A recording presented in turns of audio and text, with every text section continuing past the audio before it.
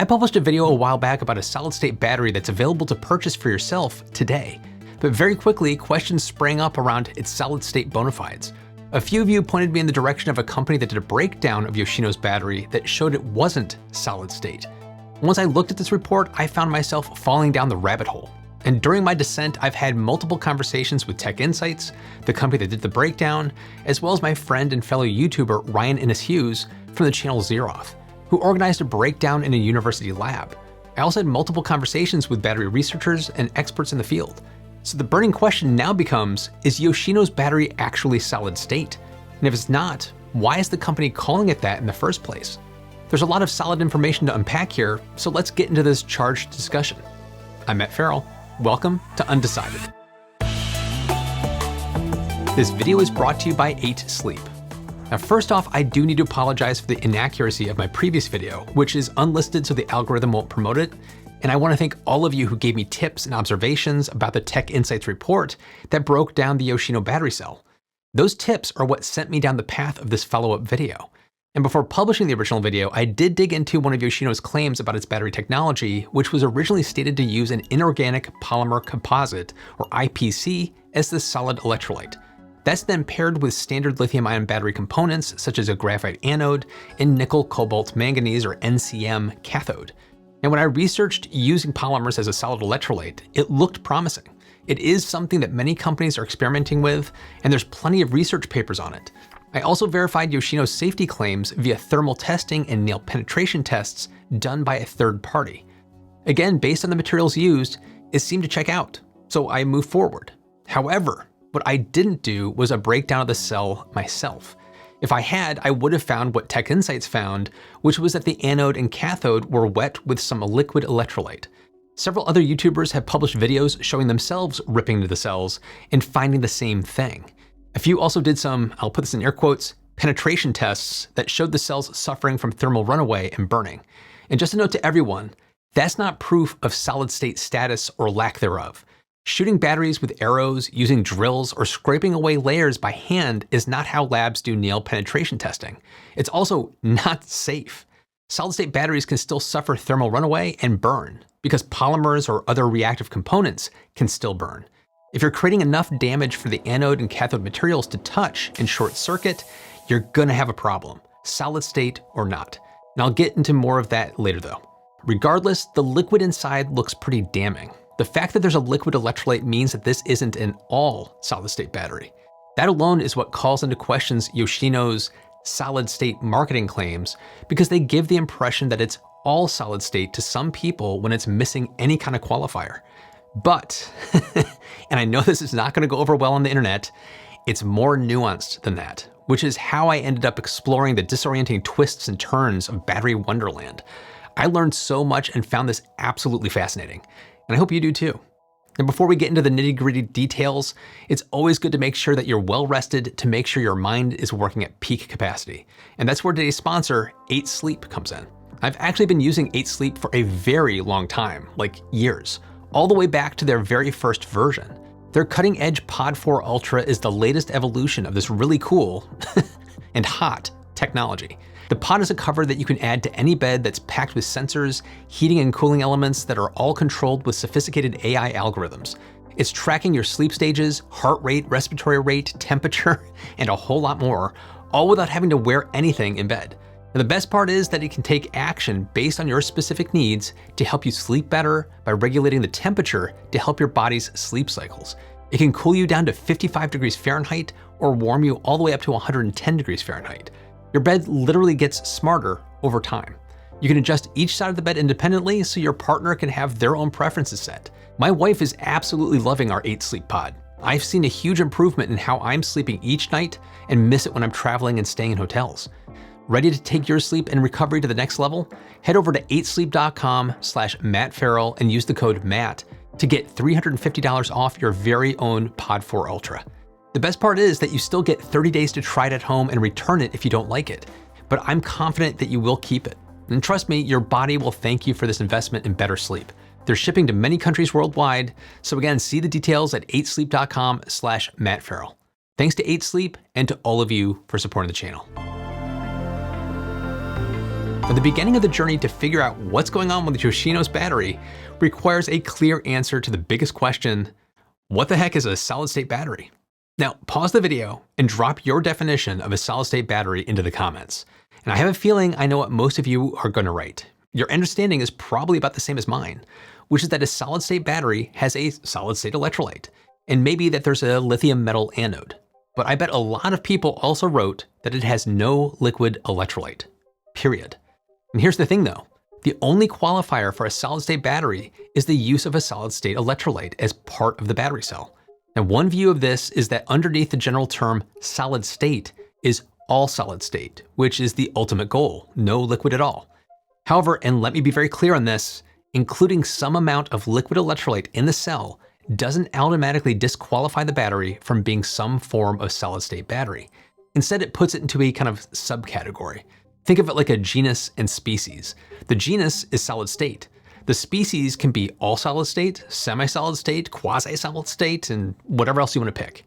In fact, the amount of liquid present in a solid-state battery gives you the sense of what type of battery it is. I spoke to Ali Hazali, the expert who broke down the battery for Tech Insights, about this exact thing. So they found that the definition in the industry is that if the amount of the electrolyte is more than a 25% of the weight of the active part of the battery, it's going to be lithium-ion battery.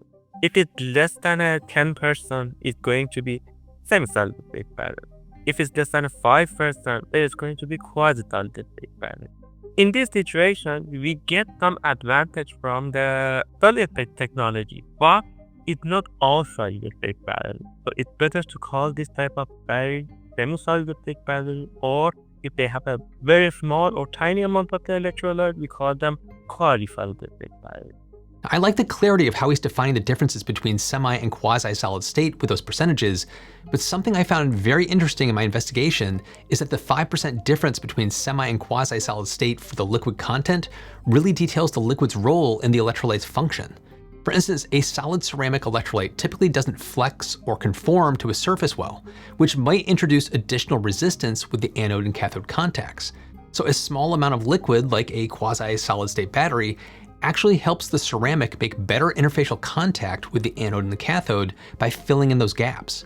If the liquid content were increased, the ions might partially travel through the liquid and through the solid-state electrolyte to get the best of both worlds and still be safer than a mostly liquid electrolyte. So hopefully that gives you a better picture as to why it can be advantageous to have some liquid in a solid-state battery. Now that said, different companies and research organizations will give you different frameworks for how they categorize solid-state batteries. Some definitions focus on the percentage of the liquid electrolyte, others focus on the benefits that you get out of the battery to determine semi, quasi, hybrid, or what other term you might want to use. Even among experts in the field, there doesn't appear to be a clear-cut definition or consensus on what is considered a solid-state battery. And on that point, I had a chance to talk to the Chief Technology Officer and co-founder of QuantumScape, Tim Holm, recently. Here's what he had to say about the definition of solid state. Could you kind of walk through at a high level, it's not QuantumScape specifically, but like what is a solid state battery and what makes it different from a traditional lithium ion battery? Yeah, well, I have a lot of empathy with people who are confused because there isn't a definition that everyone subscribes to of what is a solid state battery. And to make it worse, there are companies talking about quasi-solid state batteries, hybrid solid state batteries, condensed state batteries, throwing out a whole bunch of terms that are never even defined as to what they are, which just further muddies the picture. So to me, a solid state battery is a battery that at least one of the major components is a solid state electrolyte. There's an all solid state battery where all of the electrolytes are solid. That is not liquid, not gas, not plasma, but solid. That's an all-solid-state battery. And then I think a solid-state battery would be a battery where at least a major component is solid-state. There are solid polymers that conduct lithium. So there are batteries that are made with all solid polymer conductors that would be solid-state. There are also batteries that use sulfides, oxides, various different classes of more inorganic solid materials. And those all could be called solid-state batteries. There isn't like an IUPAC standard definition of what is solid-state battery. There are solid polymers, there are solid inorganic materials, and to me, a solid-state battery would be any of those. I do think there's a distinction between an all solid state battery that has no liquids versus if you say solid state battery that maybe isn't an all solid state. This is a problem that's also discussed on the academic side. I came across research papers that were proposing a better way to classify these new battery technologies because of the confusion around how current definitions are used. The 2023 paper, Topology of Battery Cells from Liquid to Solid Electrolytes, goes as far to say, as research attention has recently expanded to diversifying the electrolyte chemistry, all solid-state batteries and hybrid cells have become more prominent. However, there are several different types of electrolytes used in all solid-state batteries, and some electrolytes rely on the help of a liquid additive during cell operation. In line with this, the liberal use of descriptive terms for cases combining different types of electrolytes and materials such as hybrid, composite, quasi-solid, semi-solid, or almost solid leave room for ambiguity about the electrolyte composition and ion conduction mechanism. Basically, these researchers are proposing defining the battery based on the main ion conduction mechanism of the electrolyte. This might help to better classify battery types and lessen the amount of disagreement on what is considered a solid state. But the one thing that there's no disagreement on, which is also probably what most of you wrote in the comments, is that an all solid state battery has no liquid electrolyte. Zero. Zip, zilch, nada. However, as I just explained, that's not the only type of solid state battery. Also, it's extremely important to remember that a solid state battery isn't limited to a specific chemistry. What we're focused on is the electrolyte material. So for a battery that has a standard graphite anode and an NMC cathode, it's still lithium ions shuttling around. In other words, it's still a lithium ion battery, but with a solid state electrolyte as, well, the shuttle. And that leads me to the question, ask yourself, why do we want a solid state electrolyte? It's not because it's what the cool kids are doing. It's all about the benefits that we get from that solid state material. The big selling points that we hear all the time are safety, longevity, and energy density. So even if a semi-solid state battery has some liquid in there, if it can deliver on one or more of those benefits, that's what's important. Now let's get into the details of what's inside Yoshino's battery cells. Now when I first heard about the Tech Insights Yoshino breakdown, I downloaded the free report that you can get on the Tech Insights website. And while the free report did include some photos of the cells and the wetness of the separator, it raised more questions than it answered for me.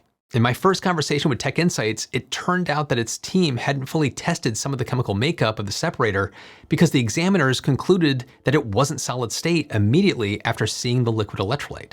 That's understandable, but many of my questions stemmed from what Yoshino was claiming with the company's solid state electrolyte. Now, Tech Insights was very accommodating, and its team was willing to go back and run some further analysis on things like the separator to fill in these gaps. The Tech Insights team then provided me with some photos and videos of what they saw when they opened the battery pack. The first thing to point out is the battery identification stamp. Now, you can actually find the safety data sheet that's associated with this number with a simple Google search. I have personally confirmed that this is Yoshino's battery. Some have pointed to this saying that the lithium-ion cell is a damning piece of evidence. It's not. As I mentioned earlier, solid state is not a specific chemistry, and Yoshino is using standard graphite anodes and nickel manganese cobalt cathodes. It's lithium ion, so this is not shocking. These safety data sheets also don't share all of the details of the battery chemistries, so you can't rely on them to fully list out every single ingredient. They're partial information at best. Now, the cracked open cell should look familiar if you've seen some of the other YouTubers that ripped open their packs. You can see here that there's clearly a liquid.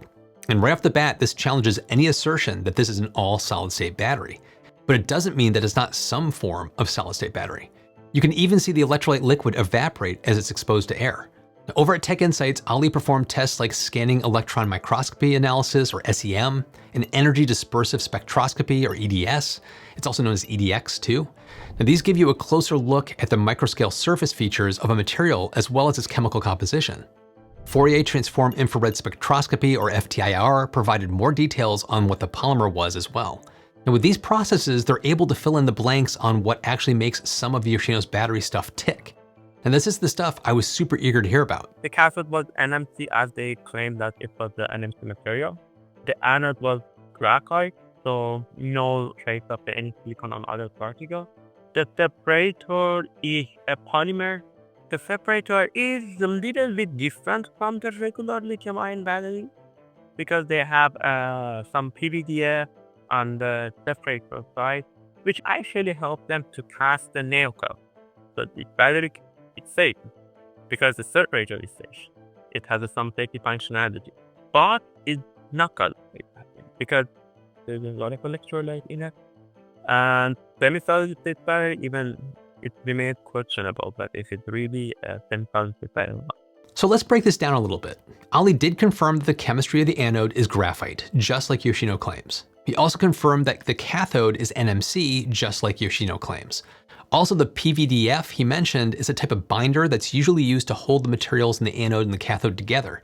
It's chemically stable, offers good adhesion, and it looks like it may have been used to adhere the separator. But it's the separator where things get a little spicy. My words, not Ali's. Now here's why I say that. As I mentioned earlier, Yoshino's IPC solid-state polymer approach is a valid path some companies are taking towards bringing some form of solid state to the market. In fact, the research paper titled Tailoring Inorganic Polymer Composites for Mass Production of Solid-State Batteries hits on this precisely. Now, I was told that one or more of these researchers of the paper are involved with the Yoshino's battery development, so this is the perfect place to look to figure this out. Now, the paper hits on aluminum oxide and inorganic polymer composite electrolytes to enhance ionic conductivity. Now, specifically, aluminum oxide nanoparticles are cited as an effective way to suppress the crystallization of polymers by lowering its glass transition temperature. Now, technical jargon aside, it's basically helping to keep those lithium ions flowing and can have a significant boosting effect for polymer-based electrolytes. The paper also hints at the possible presence of liquid components to enhance ionic conductivity. Now, even though these are considered compromises rather than pure solid-state solutions, a lot of this points at what could be considered a semi-solid-state battery. Now, what Ali at Tech Insights found on the separator was a ceramic coating that included aluminum oxide and some kind of carbon-based material, which could be PVDF. And during my time pulling this video together, Yoshino was also very forthcoming with me about what's inside the battery cells. The company provided me with its own SEM analysis and descriptions of the different components that are in use. It was at this point that I found out some of the specifics that Yoshino claimed to be using, which is an LATP solid electrolyte bonded to their cathode. Their EDS data appears to show the presence of titanium and phosphorus on an elemental map. The presence of aluminum, oxygen, and phosphorus from Tech Insights EDS data seems to help back that claim up. However, there appeared to be a lack of titanium in the EDS spectrum, but more on that later. LATP is a ceramic-like material that allows lithium ions to move through it efficiently. This helps to improve the safety, stability, and performance of the battery cell. Now, this investigation was not without its speed bumps. I asked my friend Ryan, who is a PhD student at the University of Bath and has a great YouTube channel called Zeroth, which you have to check out. I asked him if he could break down a Yoshino battery cell for me. He ended up working with another PhD student and colleague at the university, Howard Richards, on the analysis. Now, I wanted to have a second independent take on Yoshino separate from Tech Insights. Now, the mailing process was kind of a nightmare because you have to have special certification to ship lithium-ion batteries. So I wasn't able to easily get a battery pack for him myself. I actually bought the same exact model I have and tried to ship it to him. It didn't work. It got returned to me. However, Yoshino was really helpful and willing to send a B4000 battery pack over to the University of Bath for me. And the fact that Yoshino was willing to do this with no strings attached was a sign to me that they're really standing behind their product. But there's a major wrinkle. After Howard completed his full breakdown and analysis, he couldn't find any traces of titanium for LATP, just like Tech Insights. So it gets curiouser and curiouser. I've been doing some extra digging in the literature since Howard shared some of the results that he's recently got from the tests. And the one thing that I keep stumbling across is that in some of the literature where they have done LATP coated NCN batteries, it's such a tiny trace amount. It may be like to the point it's not detectable. So you're talking like 0.5% by weight, which I'm not sure, Howard, if you would be expecting to find that within the tests that you've done. But there's a chance that it's so small that if it is present, if you scan the wrong bit, if you literally get counts of a very small area that you've scanned. If it was slightly off-piste, I'm always trying to make sure we're fair, because the scientific process is famously difficult sometimes to replicate certain results. but the percentage I've seen in the literature that people are using are in the 0.5% to 2% by weight of LATP. I guess I'd say that, yeah, I agree with Ryan. There is definitely the chance there is a trace element. I think that's why when we redid the tests, so we did kind of multiple tests on a sample. We also then took another sample from the other side of the sheet, because I was there like, oh, it's only a kind of a 15 millimeter disc. I don't want to say that one spot just happened to be where there wasn't any LATP. So in the EDX, which is the one we kind of expected to show it, because it should just show all of the elements you have there, essentially. They should just be like, right, you've got this one, you've got this one, you've got this one. I think you may have seen the results as well, Matt. You can get them in like a nice pretty map and you can see where they are exactly. And you can be like, okay, great. There's like this region around 4.5 kV on the spectrums that there should be kind of a second titanium peak.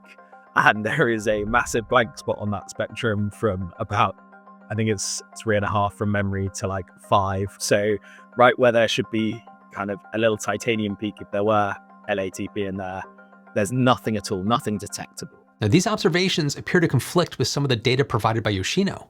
One important caveat is that for the EDS data that showed titanium and phosphorus, Yoshino only supplied the elemental map, but not the accompanying spectrum. This might not sound important, but the spectrum of peaks correspond to the elements present. For all we know, the maps are simply noise. Yoshino did also provide XPS or X-ray photoelectron spectroscopy data on titanium, which appeared to detect the element on the surface, but it's also hard to tell the quantity that's present. Now, when I asked Yoshino about why two separate groups could not confirm the LATP composition, the company's official response kind of fit into what both Ryan and Howard said to me, as well as what Ali reported from Tech Insights. For the characterization of multi-component materials, EDS testing may not be sufficiently accurate, as it may fail to detect metal elements present in low concentrations. It is recommended to use elemental mapping or to use inductively coupled plasma analysis, or ICP, for detecting metal elements with low content to ensure more precise measurements. So it looks like the EDS tests that Ali, Howard, and Ryan ran weren't sensitive enough to detect the LATP. But wait, this is where it gets a little weirder. Yoshino also said that the reason why Ryan and Howard found zero traces of an LATP is because the B4000 battery Yoshino sent uses a different cell makeup than the one in the B330 that I have, which is also the same model that Tech Insights tested. A direct quote from an email I got from Yoshino: "Because we didn't inform the factory which unit we had sent to Ryan and only mentioned to them the Tech Insights article, they rightly assumed we were referring to our 16.2 amp hour battery used in 3 of our 4 models. The battery does in fact use the LATP electrolyte, which I'll come back to. Our 54 amp hour battery that Ryan tested from our B4000 uses an inorganic organic composite polymer electrolyte, or CPE, composed PVDF, and silicon oxide, which is still classified as a solid electrolyte." So yeah, this really had me scratching my head. Yoshino did offer to send the B330 over to the University of Bath so that Ryan and Howard could do another breakdown that is truly apples to apples for a comparison with Tech Insights. However, after all the conversation I've had with both Ali, Ryan and Howard, and others, it was clear this wouldn't change the fundamentals I was trying to dig into. There's a plausible explanation for why Tech Insights didn't detect the LATP because of the types of tests that Ali ran. And for the other battery, Howard found a coating of silicon oxide on the cathode that he tested, which fits with Yoshino's claims of the 54 amp hour battery cell. But at the end of the day, both cells had liquid electrolytes, a separator, and solid particle coatings, which have difficult to determine compositions. So was Yoshino's marketing of just solid state accurate or not? That brings me right back to what even is a solid state battery? Ryan and Howard also accompanied me on this visit through the solid state looking glass. Here's their thoughts on it. The idea of a solid state battery was to replace both that liquid and the separator with one kind of polymer itself, so one plastic. So essentially you're taking the separator, make it of something slightly different, and then you could get rid of the liquid and you just have that separator there. So kind of do 2 jobs in one. It's very simple to think about. Instead of 2 components, you've then got one. That's important because Yoshino doesn't have a solid state electrolyte pulling double duty in the battery cell. Instead, the company's batteries still have the standard separator plus the liquid electrolyte along with their solid state coating on the cathode. So, okay, here's maybe where I land on it. I think we need to have all solid state or semi-solid state. And I don't think solid state is in the middle of that, if that makes sense. So I think that it's more useful to define all solid state batteries or semi-solid state batteries or liquid electrolyte. I think where I'm having issues coming up with the definition is for solid state battery, which maybe is where it becomes difficult to define, because how solid does it have to be called solid? So I think for me it's liquid, semi-solid state, all solid state. I think those are my categories. And within semi-solid state, that's where you get the spectrum. So now we've reached the crux of this video. Just what kind of battery is Yoshino selling? We can all agree that it's not all solid state. There's no debating that, but based on what I've seen from Tech Insight's report and the research papers, this is much more akin to a semi-solid state battery. Yoshino updated its website after this controversy exploded to try to provide some explanations. The company says that the liquid accounts for about 5 to 10% of the battery's volume and remains as a result of the manufacturing process. Now, I'm going to play a couple more bits from the conversation with Ryan and Howard, but please do note that this is before we knew that the cell that they tested was not the LATP model we expected. If I had to put my house deposit to bet on what it is, I think it would be, as Howard mentioned, it's got this polymer electrolyte in there, and I think that's part of what's improving the safety, because we saw on puncture tests that it was performing slightly better than other comparable NMC batteries. So I think that they had some safety benefits there. I think if I had to bet, I do think there could be like 0.5% by weight LATP in there, which I've seen in the literature can improve the cycle life and is small enough that it could have been missed by the tests we did. That conclusion means that it is so far to be 0.5% of something that can be used as a solid electrolyte is so far down the spectrum. I would have to put it as maybe not even, I wouldn't even call it a semi-solid state. I don't think I would call it like an enhanced NMC. And I can't hand on my heart say that they don't use LATP, because from what I read in the literature, it can be really, really, really hard to spot when you've got such tiny, tiny amounts of stuff in there. That kind of links into my conversation with Tim Holm, the CTO of QuantumScape, when he said a solid state battery is a battery that at least one of the major components is a solid state. Is it a major component or not in Yoshino cells? That's where I think the debate is happening. But Howard had a great and very funny analogy. I think if you were a vegetarian and someone gave you a beef burger and went, yeah, but it's got lettuce in, and called it a veggie burger, you'd be quite annoyed. Just because it contains something from a solid state battery, I don't think necessarily makes it a solid state battery. Having said that, I might go and jump on the fence even more than Ryan did, and essentially say that I don't want to discount that there is LATP in there, or they found a way for it to be really beneficial. And part of the reason I believe that is because we are essentially still really, really bad at making batteries. Like, we genuinely suck at it. I saw a presentation recently that said that a large battery manufacturer, who must remain nameless, was setting up a new gigafactory.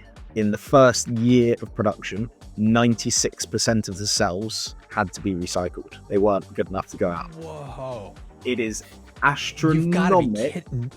It's astronomic how bad we are at making batteries. Like, so I think another good analogy I've seen as well is that if you make a car, when you assemble an entire car, so a massive general assembly, I think you can have like 70 or 80 quality assurance points. I've seen referenced in a couple of places that CATL, when they make batteries, have 3,600 quality assurance points.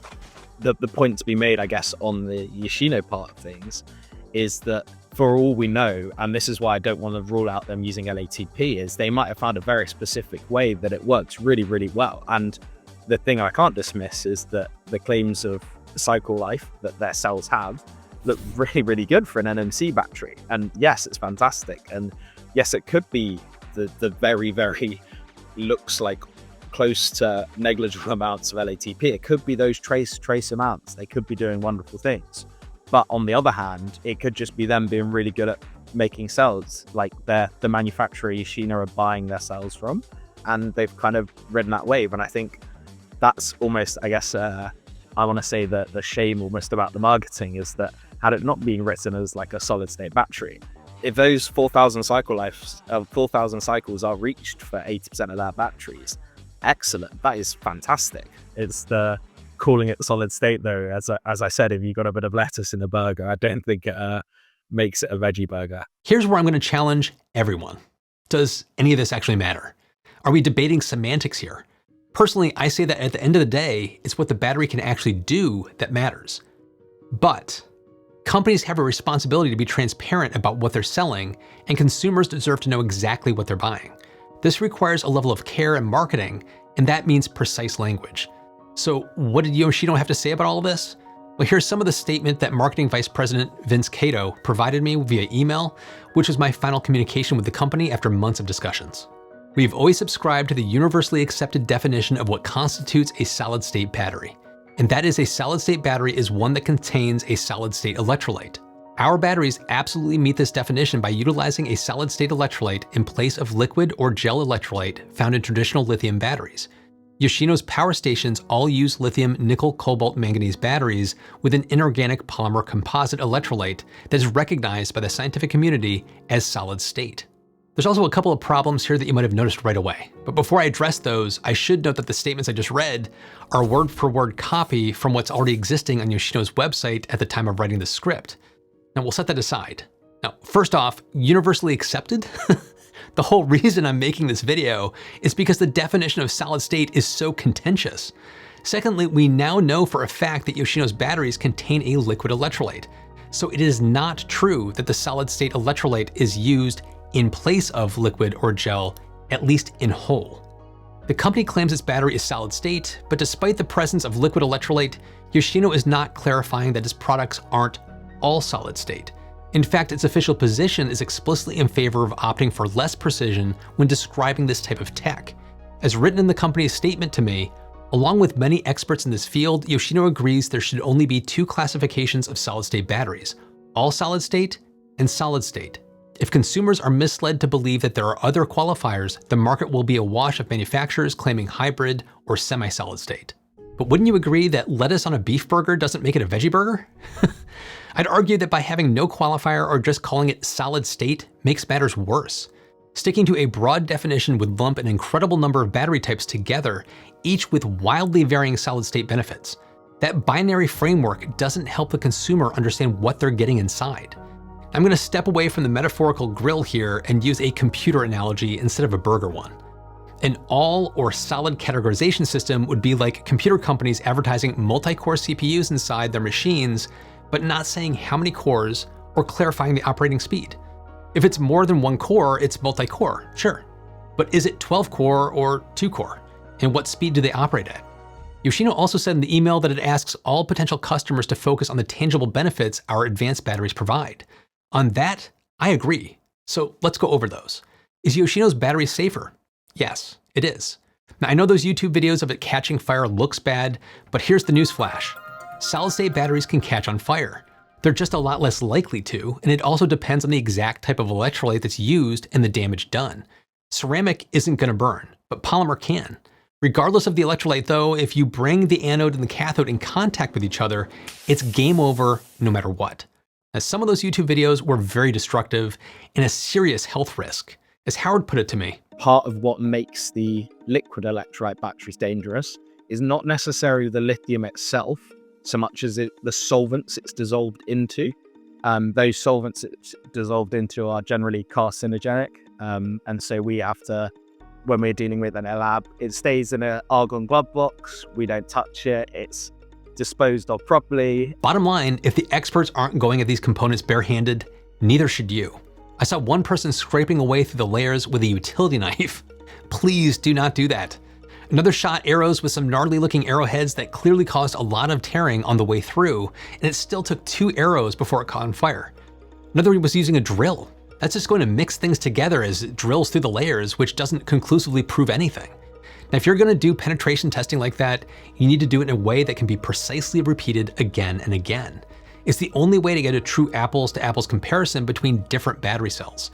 For instance, what about comparing how an LFP cell reacts to a nail penetration versus a standard NMC lithium cell versus an NMC solid-state battery? Yoshino's third-party testing report passed the nail penetration test with flying colors.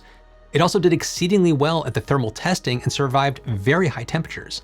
So even if Yoshino's products are solid-state in name only, when it comes to the safety benefits, the company seems to be ticking that box. So what about longevity? Well, for this, we'd have to take Yoshino's word on their estimates. I know it's gonna be a tough pill to swallow for some, especially considering the confusing statements that we've gone over, but if estimates are accurate, it's very good. The company claims that they'll last for over 4,000 cycles compared to most LFP cells that range between 3,000 and 3,500 cycles. Again, another box potentially ticked in the solid-state benefit column. Side note though, LFPs, that 3,000 to 3,500 cycle life is incredible. That battery cell will most likely outlast most of the other components that are inside the product. LFP is fantastic and very safe. So what about energy density? Well, this is where Yoshino does not ace the test if you compare their nickel cobalt manganese semi-solid state setup to a pure liquid nickel cobalt manganese setup. It's really not all that different. However, what they've done is create an NCM battery pack that's as safe or safer than LFP, which also means a higher energy density for the final product. Now on this one, I'll give them partial credit. Now, based on all of that, we're seeing some of the benefits of solid state in their final product that a consumer can have in hand today. Yoshino may have made a better and safer NCM battery because of the solid state electrolyte setup that they're using. But that's all muted by the fact that Yoshino is misleading in the description of his battery pack's composition, intentionally or otherwise. For instance, when Ali and I talked, he mentioned that they assumed it might be a lithium metal battery anode because of the claimed higher energy density in the marketing materials. At that time, on one of the pages, it talked about their solid-state lithium battery, not lithium ion, which gives the impression that it might be lithium metal. At the time I wrote this script, Yoshino was displaying a quote from the Washington Post on its official website that talks about the benefits of solid-state batteries. It reads, "Solid-state batteries which do not contain liquid electrolytes and can charge quicker, last longer, and be less prone to catching fire than the lithium-ion batteries currently in use." The part that jumps out at me is which do not contain liquid electrolytes. But Yoshino's does, and by having that quote on the website, the company is setting false expectations. Perhaps their definition of liquid electrolytes might be all liquid electrolytes. Again, semantics are a pain when defining the materials for a solid-state battery, but the ambiguity seems helpful from a marketing standpoint. Not to mention, it's a little odd to use an out-of-context quote from a news article that's specifically about car batteries to describe your own product that's intended for a completely different use case. It's not like this quote in isolation offers consumers with an expert review. It's formatted like it's a testimonial, but it's definitely not one. So take that as you will. So is Yoshino lying about the benefits of its battery? When it comes to safety, lifespan, and so on, it looks like it does what it claims. However, the high-level term solid state leaves the door open to interpretation as to what kind of solid state. It'd be understandable for a consumer to immediately jump to all solid state, which sets themselves up for disappointment when the battery is cracked open to reveal a liquid. That doesn't mean that it's not solid state, it's just not all solid state. Other battery companies that make similar products, however, make the distinction and call themselves semi-solid state. For instance, one company, Zenger, markets their battery as a semi-solid state NMC battery. Even though what that means will still vary based on who you ask, that alone helps set better consumer expectations. In other words, this is not all solid state. Based on what we've talked about today, I'll let you come to your own conclusions about Yoshino, but from a technical standpoint, here's what we can at least conclude about its battery. One of my science advisory board members put together a great report for me in all of this. Here's his summary breakdown. Based on the gathered information from Tech Insights, our academic collaborators, and Yoshino itself, it appears that the Yoshino battery cell, at best, likely consists of a semi-solid state or hybrid battery architecture. It is certainly not an all-solid-state battery. The anode is graphite, and the cathode is based on an NCM chemistry, which can still be flammable. The electrolyte separator consists of a polymer, which is likely PVDF, coated with a ceramic material, which is alumina or silica particles, depending on the cell tested. LATP may or may not be present as some of the elements are shown, but still lacking a detectable amount of titanium. And the liquid present is likely lithium hexafluorophosphate in a solvent, which is seen in the SDS and works in tandem with the solid components to achieve energy densities that are close to or exceeding that of traditional lithium-ion batteries. It is difficult to determine the specific type of battery since we do not know what conduction mechanisms the battery follows and the quantities of materials used for the electrolyte. As a potential IBC electrolyte with liquid content, it could have a gel-like structure or more broadly consisting of a hybrid material composition that could still be under the solid-state umbrella. At the end of the day, this was a fantastic learning experience that I was happy to have. I didn't realize how muddy the definitions were for solid-state batteries. And it was also fascinating to learn how labs break down battery cells to draw far more conclusive evidence than we ever could do at home, even with our arrows, drills, and utility knives. So do I think Yoshino built a better battery cell? Yes. Am I happy with the Yoshino B330 battery pack I bought myself? Yes. Do I think Yoshino is playing fast and loose with the term solid state? Yes, I do. Do I think Yoshino should rethink how it's marketing its battery to remove the ambiguity? Yes, absolutely. Am I getting kind of freaked out by asking myself all these questions? Yes. Now seriously though, I was a communication and information design major when I was undergrad. I took courses in semiotics, history of language, and how languages evolve over time. Even if Yoshino is technically, and I mean technically in the linguistic way, if they're accurate about its usage of the term solid state in its marketing, there's a massive disconnect with not just the average person off the street, but battery experts too. How the mass population uses and understands a term can change and shift. If there's a difference between the technical definition of a word and the public understanding and use of that word, that's a type of semantic shift or drift. Heck, the term paradigm shift in itself is a shift from its original meaning. So as much as Yoshino is sticking to its guns on how it's using the term solid state, I'd say the company is losing that argument with everyone else's semantic understanding of it. You can't expect a large population to shift their thinking to align with your own. You need to go with the flow, so to speak, and lean into that public understanding and come up with a way to remove the ambiguity, whether through education or by changing how you talk about it. So what do you think? Do you think Yoshino is using the term correctly? Does it even matter if the product delivers on the promised performance? Jump in the comments and let me know. And be sure to listen to my follow-up podcast, Still to be Determined, while keep this conversation going. And thanks as always to my patrons for your continued support. Keep your mind open, stay curious, and I'll see you in the next one.